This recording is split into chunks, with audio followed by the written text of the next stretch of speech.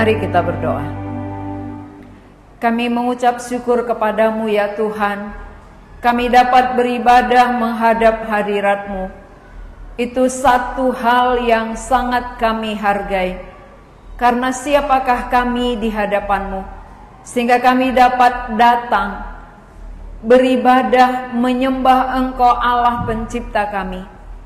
Kami bersyukur kepadamu ya Tuhan, sebagai pemilik kehidupan kami, boleh berbicara kepada kami, dan melalui firman yang Engkau perdengarkan, hati kami boleh terbuka, menerima kebenaran Tuhan, dan mengubahkan kehidupan kami.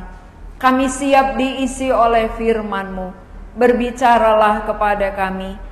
Biarlah dengan pertolongan Roh-Mu, masing-masing kami mendapatkan berkat yang baru, karena Roh-Mu tidak terbatas.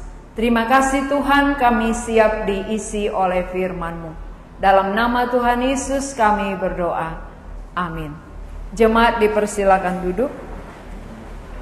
Mari kita membaca dari Kisah Para Rasul pasal yang keempat, ayat 32 sampai 37.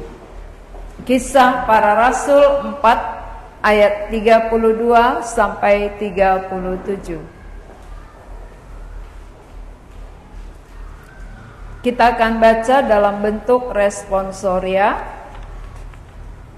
Ayat genap dibaca oleh kaum Adam, ayat ganjil dibaca oleh kaum Hawa. Dimulai dari ayat 32 oleh kaum Adam. 1, 2, ya.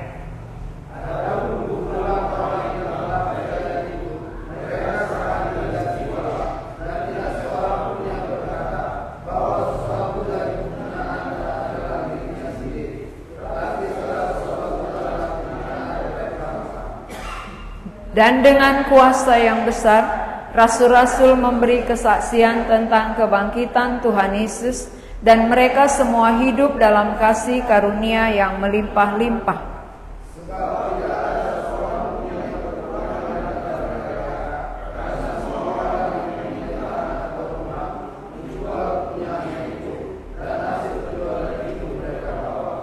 Dan mereka letakkan di depan kaki rasul-rasul, lalu dibagi-bagikan kepada setiap orang sesuai dengan keperluannya.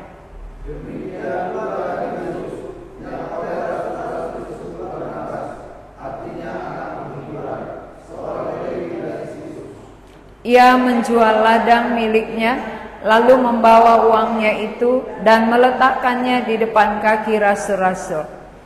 Terima kasih. Tema kita hari ini komunitas yang bersatu. Ya, komunitas itu sama dengan kumpulan, persekutuan, ya. Kumpulan yang bersatu.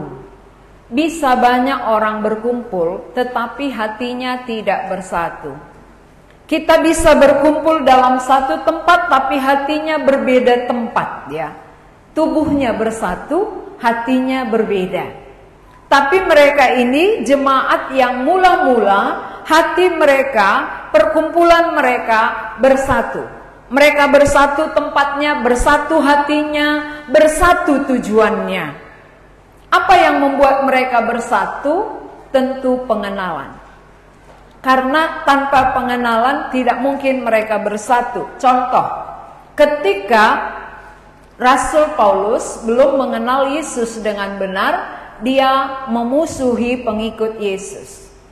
Dia menangkap mereka, memenjarakan mereka, bahkan dia membunuh. Ini berarti bahwa pengenalan yang belum jelas tidak mungkin bersatu dengan orang yang mengenal secara jelas. Murid Yesus mengenal Yesus dengan jelas. Paulus waktu itu sebelum bertemu Yesus, dia orang yang paling taat, paling beribadah. Tapi tanpa pengenalan yang jelas akan siapa Yesus, membuat dia bermusuhan. Jadi kenapa kita diantara kita bermusuhan? Ada nggak diantara kita, sesama kita ada bermusuhan? Kemungkinan besar antara saudara, sedarah daging bisa bermusuhan. Padahal mamanya satu, bapaknya satu, tapi anak-anaknya nggak satu. Ini yang dinamakan dengan kumpulan yang namanya satu bapak, satu mama, tapi tidak satu hati. Berbeda hatinya, berbeda pikirannya, berbeda yang dia lakukan. Karena tidak mengenal. Berarti yang membuat kita bisa bersatu adalah pengenalan kita akan siapa Allah. Pengenalan kita akan siapa Yesus. Ketika mengenal dengan jelas pengenalan yang satu, pengenalan yang lain dipersatukan, dia akan bersatu. Ya, jadi jemaat mula-mula ini adalah orang yang percaya pada waktu turunnya Roh Kudus. Ketika Rasul dipenuhi Roh Kudus, lalu Petrus berkhotbah, ada 3.000 yang bertobat.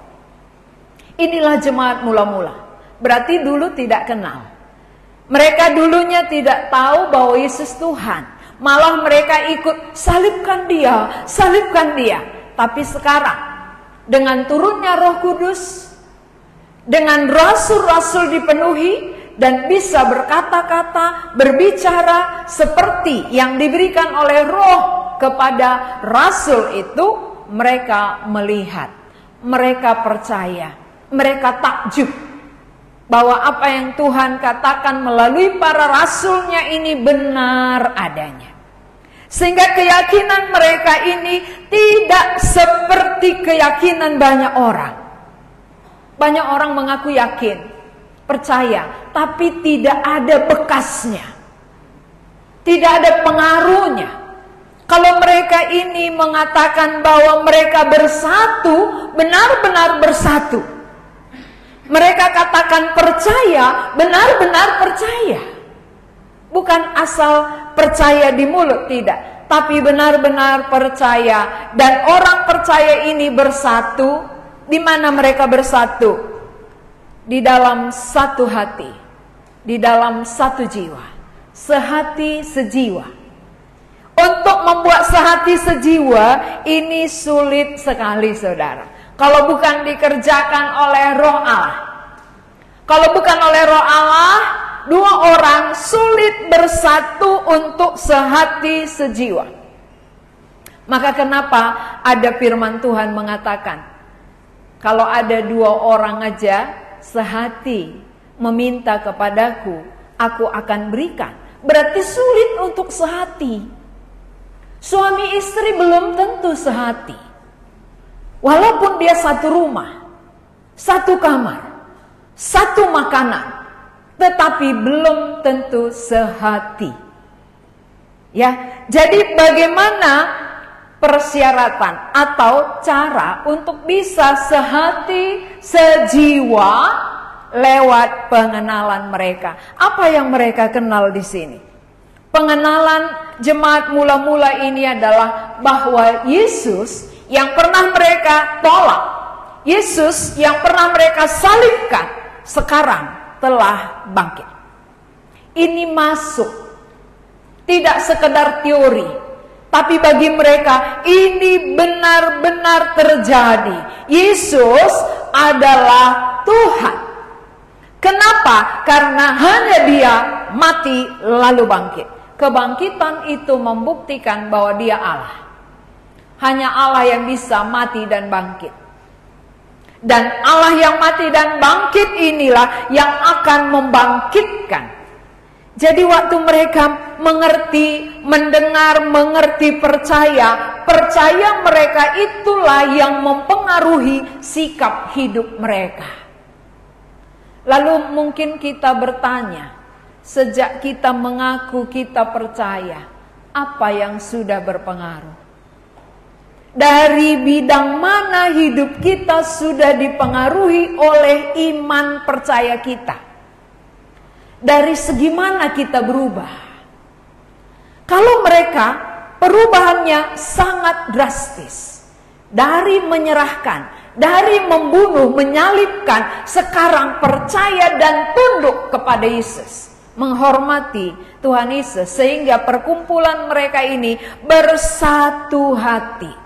Satu jiwa, Satu hati, satu jiwa, karena mereka tahu bahwa mereka adalah satu Bapa, satu pengharapan, satu iman, satu roh. Ada di antara kita di sini yang merasa bahwa kita satu Bapa. Biasanya orang yang satu Bapa itu dia rindu sekali berkumpul bersama. Ya, secara darah daging aja ya, kalau kita saudara satu bapak, satu mama, pasti ada rindu. Kalau kita pisah jauh, kapanlah aku jumpa ya dengan kakakku, abangku, adikku, kepingin bertemu, berkumpul. Demikian halnya secara rohani. Kalau kita katakan aku satu Bapa, kita satu Bapa. Bapa kita siapa? Yesus. Yesus yang bagaimana? Yang mati dan bangkit. Berarti yang memberi pengharapan kepada kita. Maka kita satu pengharapan. Jadi saya tanya, sudahkah satu pengharapan kita? Satukah pengharapan kita? Kalau satu pengharapan kita, pasti satu tujuan kita. Kita punya pengharapan yang sama. Sama-sama bangkit, sama-sama dihidupkan oleh Allah, sama-sama mendapat tempat di sorga. Maka orang yang sama pengharapannya kepada yang kekal, sama tujuannya. Tujuannya apa? Membawa orang lain ikut masuk ke dalam pengharapan yang sama.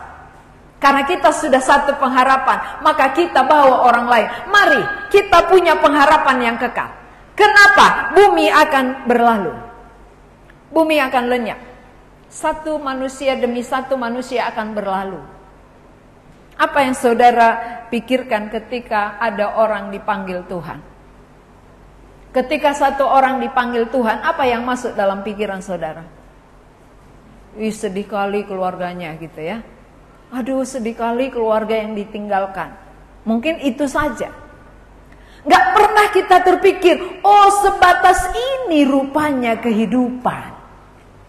Kalau saya melihat setiap orang meninggal, yang di dalam hati saya, sebatas inilah hidup manusia. Ketika Tuhan ambil, tidak bisa disambung. Itulah mati. Berarti kalau demikianlah kehidupan, apalah yang perlu kita perjuangkan? Apa perjuangan hidup? Toh kita semua akan menghadap hadirat Tuhan. Sudahkah kita siap sedia menghadapi datangnya Yesus kelak kembali? Walaupun bukan datangnya kedua kali, tapi datangnya memanggil kita pasti. Datangnya memanggil tiap-tiap orang pulang kepadanya, satu kepastian yang tidak bisa ditolak. Ini semua orang akan menjalaninya. Lalu sebelum saudara dipanggil, apa pengharapan saudara? Lalu kalau itu pengharapan kita, kan itu perjuangan kita ya. Pengharapan pasti menjadi perjuangan. Orang berharap jadi dokter, pasti mati-matian dia belajar. Orang berharap bangkit kembali, pasti mati-matian dia memperjuangkan keluarganya ikut bangkit. Ini namanya pengharapan yang sama. Kita duduk bersama, tapi beda pengharapan, pasti beda tujuan. Beda yang dikerjakan. Tapi ketika sama pengharapan, samalah yang kita kerjakan. Jadi jemaat mula-mula ini benar-benar merasakan bahwa mereka berkumpul ini bukan hanya di orang-orang sekitar situ, tapi yang berkumpul dari berbagai daerah, dari berbagai tempat. Berkumpul waktu turun Roh Kudus itu dari berbagai bahasa berkumpul. Dan mereka bersama-sama, makan bersama, menikmati persekutuan bersama. Lalu kalau mereka meninggalkan kampungnya, kotanya, datang ke Yerusalem berkumpul, makan apa mereka? Makan apa mereka kalau tidak bekerja? Itulah sebabnya mereka nyata sekali di sini persekutuan yang bersatu tadi. Perhatikan di mana kesatuannya. Dari ayat 33 ya. 32b. Dan tidak seorang pun yang berkata bahwa sesuatu dari kepunyaannya adalah miliknya sendiri, tetapi segala sesuatu adalah kepunyaan mereka bersama. Kepunyaan mereka bersama berarti ada yang tinggal di Yerusalem, ada yang dari luar kota, tapi yang tinggal itulah yang menjual ladangnya, yang menjual hartanya, lalu membagi-bagi. Berarti mereka benar-benar merasakan kami ini satu Bapa kami, satu pengharapan kami, satu tujuan kami, satu roh, dipimpin oleh roh yang sama. Maka kami bersekutu dan menikmati apa yang ada, bukan milik kami sendiri, ini milik bersama. Ini enggak ya, kalau harta warisan mau menganggap milik sendiri, padahal satu Bapa, satu mama, tapi warisannya mau makan sendiri. Ini satu Bapa, satu roh, maka apa yang ada milik mereka dianggap milik bersama. Ini artinya ada perubahan dalam hak milik. Saudara-saudara, mengapa ada pertengkaran tentang hak milik? Kenapa sering sekali terjadi percekcokan di antara hak milik anak laki-laki dengan anak perempuan? Karena apa? Tidak ada perubahan. Kalau ada perubahan oleh karena pengertian, pengenalan akan Yesus yang bangkit, bukan di sini tempatku, tapi aku akan pulang. Ini bukan milikku, ini milik bersama, pakai bersama, nikmati bersama. Ya, sama dengan gedung ini milik bersama, kita pakai bersama, kita nikmati bersama. Benar ya? Segala sesuatu milik bersama. Kenapa? Segala sesuatu dari Dia, oleh Dia, kembali kepada Dia, dari Dia, oleh Dia, kepada Dia. Maka mereka mengatakan bukan milik kami sendiri. Konsepnya berubah. Konsep jemaat mula-mula terjadi perubahan. Siapa yang bisa mengubah konsep? Pengenalan akan Kristus, pengertian akan kuasa kebangkitan, itu mengubah konsep. Tapi kalau kita nggak meyakini atau nggak dalam bagi kita akan pengharapan akan kebangkitan, maka perjuangan kita selalu perkara-perkara tanah di bumi, tanah pusaka, tanah warisan. Mata tertuju ke situ, bukan tertuju kepada harta yang kekal di sorga. Ya, kalau itu yang dibicarakan, aduh berat kali ya. Berat kali karena kami masih di situ gitu. Nah, orang percaya berkumpul bersama dengan satu hati dan satu jiwa. Ketika mereka satu hati, satu jiwa, mereka menjual apa yang ada.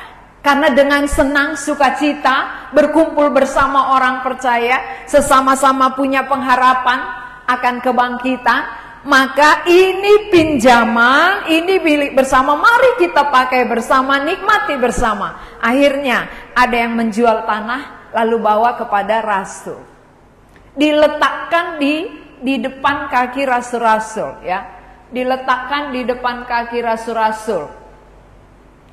Kenapa diletakkan di depan kaki rasul-rasul? Kita maunya kalau ada yang kasih langsung ke kita kan. Ini di depan kaki rasul-rasul. Supaya apa? Tujuannya agar yang memberi tidak kelihatan dan yang menerima tidak minder. Ngerti ya? Rasul yang membagi.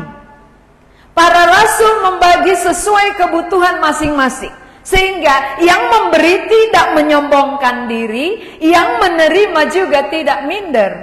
Semuanya bagi kemuliaan Tuhan. Jadi yang memberi nggak kelihatan, yang diberi juga nggak kelihatan. Yang kelihatan adalah Tuhan. Bahwa ini miliknya Tuhan, kami nikmati bersama-sama. Jadi kenapa kita memberi melalui gereja? Kenapa nggak langsung kita kepada oknum? Oh, dia berkekurangan, kasih ke dia. Dia susah, kasih ke dia. Nanti kalau kasih ke dia langsung, pasti dia mengkultuskan. orang yang memberi.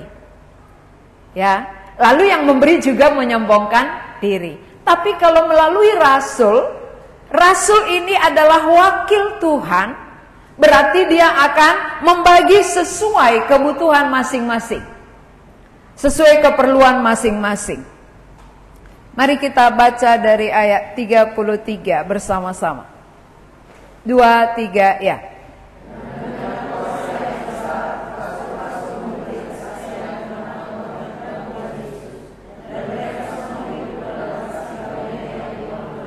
Ya, jadi enggak berhenti ya. Rasul-rasul tadi terus menceritakan tentang kebangkitan Yesus. Kebangkitan Yesus. Kebangkitan inilah yang punya kuasa, saudara. Tanpa kebangkitan tak ada kuasa. Maka para rasul dengan besar ya, para rasul memberi kesaksian tentang kebangkitan Tuhan Yesus. Tadi sudah dengar, tapi mereka saksikan lagi. Tadi mereka sudah percaya, tapi saksikan lagi. Apakah ada rasa bosan pada mereka? Tidak. Karena ini punya kuasa. Kalau ini punya kuasa, maka kuasa yang sama akan dialami oleh setiap orang yang percaya. Kuasa kebangkitan Yesus. Dan ketika para rasul menyampaikan kebangkitan, apa hasilnya? Mereka semua hidup dalam kasih karunia yang melimpah-limpah. Iman mereka kepada kebangkitan Yesus membuat mereka hidup dalam kasih karunia yang melimpah-limpah. Apa kasih karunia melimpah-limpah? Kasih karunia melimpah-limpah, mereka membagi hartanya dengan hati yang tulus. Bukan karena dimotivasi, bukan karena dikotbahin. Ngerti maksudnya ya? Memberi dengan hati yang murni, dengan hati yang tulus, bukan karena siapa yang tidak memberi nanti kamu tidak diberi. Siapa yang memberi banyak akan melimpah-limpah. Bukan demikian.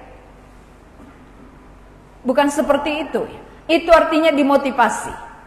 Yang memberi banyak akan diberi banyak, yang memberi sedikit akan menerima sedikit. Itu dimotivasi. Tapi rasul bukan demikian. Rasul hanya menyampaikan tentang kuasa kebangkitan Yesus. Akhirnya mereka membagi harta dengan tulus. Tulus itu berarti bukan karena terpaksa, bukan karena motivasi pendetanya, tapi dari dalam hatinya. Saudara kan jarang dikotbahi perpuluhan ya, jarang sekali disampaikan. Tapi adakah hati yang tulus untuk memberi itu? Atau karena jarang disampaikan, mungkin saudara berpikir, entah nggak perlunya gereja ini. Karena jarang dikotbahkan. Kalau gereja lain mungkin tiap minggu. Ini kok jarang sekali ada khotbah perpuluhan gitu ya. Jarang sekali menyinggung materi. Ini Rasul Paulus pun tidak menyinggung materi. Rasul Paulus. Itulah karena ngantuk kan, Rasul Paulus pun diam semua. Entah di mana pikirannya ini. Pengkhotbahnya salah, dia diam semua. Iya katanya. Jadi dibawa salah jadi salah. Iya kan? Rasul-rasul, bukan Rasul Paulus ya. Para rasul-rasul waktu itu khotbah bukan tentang materi, tapi tentang kebangkitan Yesus. Namun mereka termotivasi untuk memberi dari harta mereka. Ini namanya apa? Melimpah-limpah kasih karunia. Kasih karunia melimpah di dalam kehidupan jemaat mula-mula tadi, melalui pengertian mereka, pengenalan mereka, sehingga mereka tidak merasa sungkan membagi hartanya dengan hati yang tulus. Siapa pernah di antara kita yang menjual hartanya dan memberi kepada gereja? Ada ya? Ada pada zaman Rasul. ya kan? Ada pada zaman Rasul ini kan, mereka membagi, menjual harta lalu meletakkan di kaki rasul-rasul. Nah pada zaman kita ini ada banyak dia kumpul hartanya, tapi untuk Tuhan pelitnya bukan main. Lalu dia ngaku-ngaku aku udah percaya. Itu omong doang, ya. Hartanya disimpan-simpan. Tapi untuk Tuhan pelit kikir. Kalau pelit kikir, dicongkel-congkel pun gak keluar-keluar, itu pelit. Itu pelit kikir itu. Sudah diungkit-ungkit pun gak keluar-keluar dia. Tapi kenapa jemaat ini tadi tanpa dimotivasi keluar hartanya? Hatinya, keyakinannya kepada Yesus itu. Mereka tahu bahwa kebangkitan Yesus itu jauh lebih berharga dibanding harta mereka. Karena tanpa kebangkitan, apa gunanya harta coba? Tanpa kebangkitan Yesus, sia-sia semua harta dikumpul. Maka siapa yang punya harta, bagi-bagilah. Ketawa dia. Ya, siapa yang punya harta, bagi-bagilah. Supaya apa? Supaya semua menikmati sebelum kita dipanggil Tuhan. Nanti udah dipanggil Tuhan, hartanya tinggal juga. Iya kan? Tinggal gak ada yang menikmati. Paling-paling anak cucunya yang gak beriman. Padahal orang percaya tadi gak pernah dikasih. Orang percaya itu saudara, seiman, satu Bapa, satu pengharapan, satu roh. Coba, saudara merasa mana saudara-saudara kita yang paling bertahan lama? Saudara seiman atau saudara sedaging? Seiman. Mana yang paling suka kita berkumpul? Yang paling senang jumpa dengan saudara mana? Saudara-saudara daging atau saudara seiman? Seiman ya, benar. Iya. Kalau seiman memang kalau benar kan nggak pernah absen gitu maksudnya loh. Ya karena aku rindu kali berkumpul jumpa dengan saudara seimanku. Jadi setiap kali ada perkumpulan aku pasti hadir. Ini enggak setiap kali ada pesta pasti hadir dia. Tapi setiap kali ada persekutuan dia absen gitu. Itu bukti bahwa masih kental darah dagingnya. Tetapi iman satu Bapa di dalam Tuhan tadi enggak kental, masih cair. Ya, masih meleleh-leleh dia. Tapi kalau kental kan dekat dia ya. Ini saudara seiman, sepersekutuan, satu tujuan, satu pengharapan. Kami sama-sama masuk surga. Sama-sama di bumi memikirkan kerajaan Allah. Sama-sama di bumi membawa orang-orang berdosa kepada Allah. Kami harus sama-sama berdoa. Makanya jam doa semua hadir. Iya, karena kental kali dia satu Bapa di dalam Tuhan ya. Nah, jam doa rindu berdoa bersama. Rindu diisi bersama ya. Iya itu dia. Jadi jawab sendirilah yang mana yang ada di dalam hati kita. Nah, kalau ini kita lihat ya, ini fakta, ini benar terjadi. Karena orang pendatang kan nggak punya apa-apa. Lalu tinggal di Yerusalem, berkumpul di situ. Makan apa kalau yang punya nggak bagi? Itu ya latar belakangnya. Kalau yang ada nggak membagi-bagi kan nggak mungkin mereka kumpul tiap-tiap hari, bersekutu tiap hari, mendengar pengajaran tiap hari gitu. Tapi karena senangnya, harta itu sudah kecil di mata mereka. Harta sorga itu yang paling besar dalam pandangan mereka. Harta saudara di mana? Di manakah harta kita? Di ladang, di pajak, di sekolah, di kantor gitu ya. Di mana harta kita? Di mana hartamu berada? Ya, maka kemana hati kita itulah harta kita. Kita yang bisa menjawab. Kemana hatiku melekat? Berarti itulah hartaku. Kalau Tuhan hatiku melekat, berarti Tuhanlah hartaku. Tanyalah diri sendiri ya. Gak usah tanya sebelahnya. Tanya aja dirinya. Kemana hatiku melekat? Itulah hartaku. Kalau hartaku Tuhan, pasti hatiku melekat kepada Tuhan. Ya, kita melihat ini meletakkan hartanya di depan para rasul, kaki ini ya, bukan hati. Di depan kaki para rasul untuk dibagi kepada semua orang percaya sesuai keperluan masing-masing. Berarti rasul-rasul itu adalah alatnya Tuhan. Para rasul itu menjadi wakilnya Tuhan untuk memperhatikan semua jemaat. Sesuai dengan keperluan masing-masing dibagi. Sehingga tidak ada yang terlalu susah, tidak ada yang terlalu kaya, tapi sama. Makanya sering kita acara, kenapa nggak dibuat target sekian satu keluarga? Itulah artinya kasih karunia. Kasih karunia melimpah, yang banyak memberi banyak, yang sedikit memberi sesuai dengan yang ada padanya. Kan nggak pernah kita paksa. Itulah arti kasih karunia melimpah. Tapi coba kalau dipaksa, yang sedikit dipaksa sama, tentu menjerit dia. Dari mana aku ambil? Gitu. Tapi kalau di bawah kasih karunia yang melimpah-limpah, walaupun sedikit, tapi tetap ambil bagian. Bukan berarti, oh aku di bawah kasih karunia, aku nerima aja. Aku nerima aja. Gini tangannya ya, nggak pernah begini. Kalau begini aja, gimana menurut kita? Ya, di hadapan Tuhan itu bukan kasih karunia.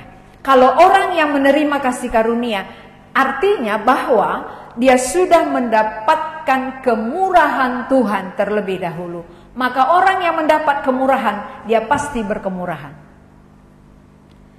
Orang yang mendapat kemurahan Allah diberi kemurahan.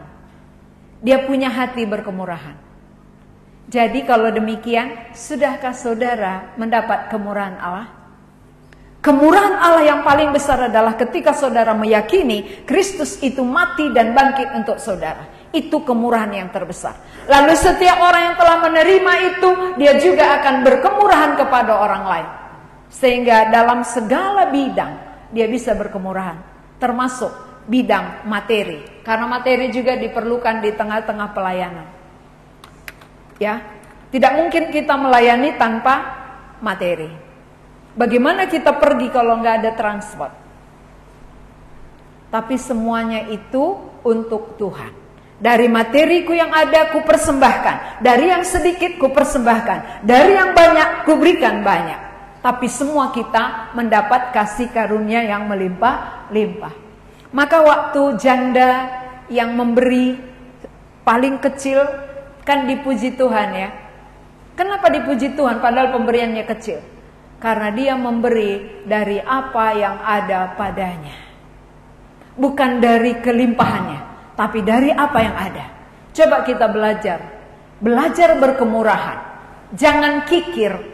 Jangan pelit kalau sudah mendapat kemurahan Tuhan. Jadi orang yang sudah mendapat kemurahan tetap kikir, di mana nyata perubahan hidup kita? Dari mana orang tahu bahwa kita sudah menerima kemurahan Tuhan? Mereka ini diubahkan lewat keyakinan mereka akan kebangkitan Yesus. Ya. Coba supaya tidak tidak ngantuk, tanya sebelahnya. Kamu sudah mendapat kemurahan Tuhan?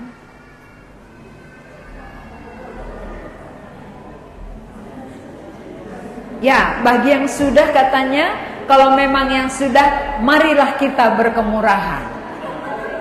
Ya kan itu ya. Kalau sudah mendapat kemurahan Allah, marilah kita belajar berkemurahan.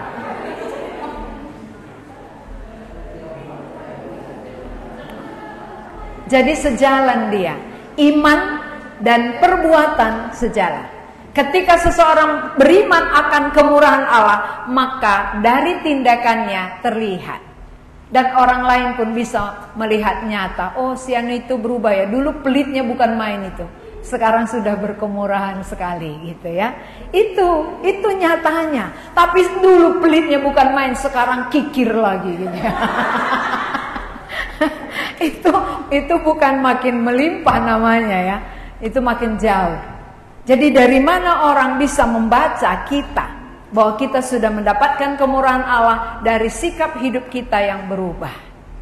Mari kita lihat bidang mana kita paling gak disukai orang dulu. Dari situ harusnya kita berubah. Dari bidang mana paling kita gak berkenan di hadapan Tuhan, dari situ kita berubah. Ya. Berarti saat kita percaya, saat kita menerima kemurahan Allah, hidup kita akan diubahkan. Bukan dimotivasi, tetapi muncul dari hati sendiri. Mari kita berdoa. Kami mengucap syukur kepadamu ya Tuhan, buat pengertian yang Engkau berikan bagi kami. Bagaimana jemaat mula-mula bersekutu, satu hati, satu jiwa, sehingga milik mereka bukan milik sendiri lagi, tetapi kepunyaan bersama.